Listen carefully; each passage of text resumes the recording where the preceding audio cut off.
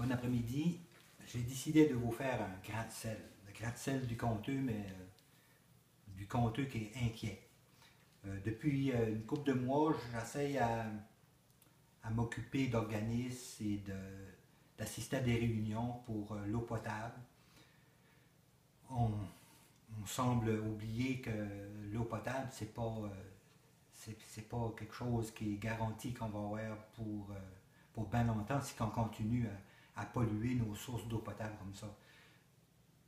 On a juste à penser à Oxford Food qui ont reçu du gouvernement 15 000 acres de terre ici, qui sont après bûcher à blanc des terres pour en faire de la culture de bleuets, qui utilisent beaucoup de pesticides et herbicides qui sont tout près des rivières. Ça m'inquiète un peu. Une autre chose qui m'inquiète, c'est l'arrivée du pétrole en quantité industrielle. Le pipeline. Puis là, je vous donne des chiffres qui peuvent venir peut-être des opposants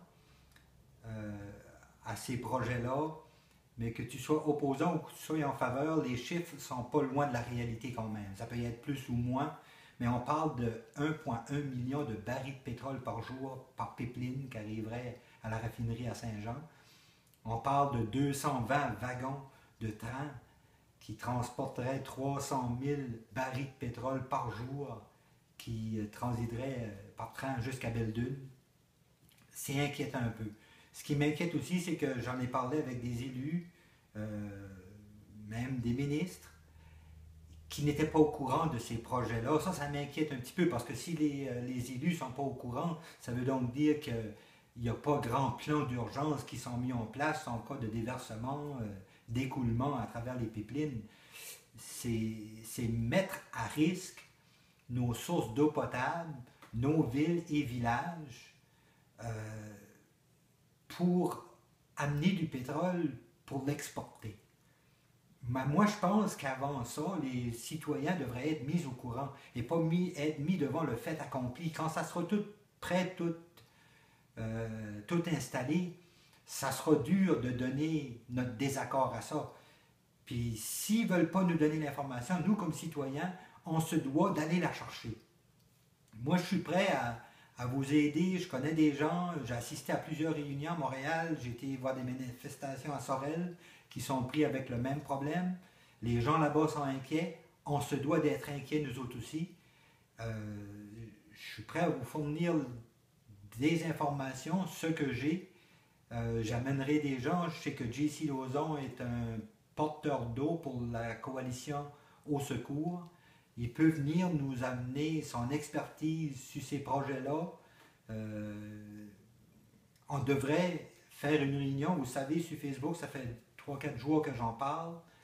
Je suis prêt à amener mon apport à ça, mais je ne peux pas l'organiser. J'ai besoin de quelqu'un qui va mettre la main à la pâte. Communiquez-moi à travers Facebook. On va se réunir, organiser. Tu sais, si on veut avoir l'information, il faut savoir poser les bonnes questions. Je pense que nos élus n'auront pas le choix de nous répondre, de nous donner l'heure juste sur ce qui s'en vient. C'est gros, c'est beaucoup de pétrole. On parle de plus d'1 million de barils de pétrole par jour qui passeraient sur nos terres. Je trouve que c'est beaucoup. Je trouve que c'est inquiétant. Un déversement, comme je peux vous dire des informations que j'ai, je sais que si ça serait déversé dans l'eau, on ne peut récupérer parce que c'est du pétrole qui vient des sables bitumineux, puis c'est un pétrole très polluant. On le qualifie de pétrole sale, mais s'il serait déversé dans la baie des Chaleurs, qui est une des 7 plus belles baies au monde, s'il serait déversé dans la baie des Chaleurs, on ne peut que récupérer de 5 à 20% de ce qui va s'écouler. Le restant va rester détruire la faune marine. Là. Je veux dire, il faut qu'on soit au courant de ça, qu'on soit conscient de ça, puis qu'on regarde si que ça vaut la peine.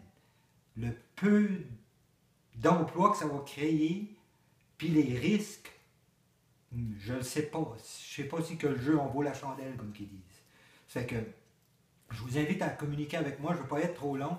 Je vous invite à communiquer à travers Facebook pour qu'on essaye de s'organiser une réunion d'information publique pour que les gens viennent poser des questions, nous amènent le commentaire aussi. Il y a peut-être des gens qui n'en savent plus que nous autres, mais qui ne le disent pas. Il faut s'asseoir, puis il faut le dire.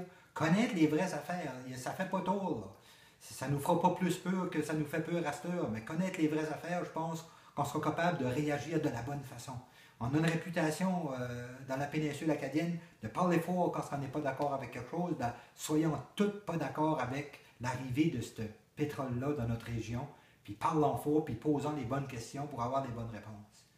J'attends de vos nouvelles. Merci beaucoup.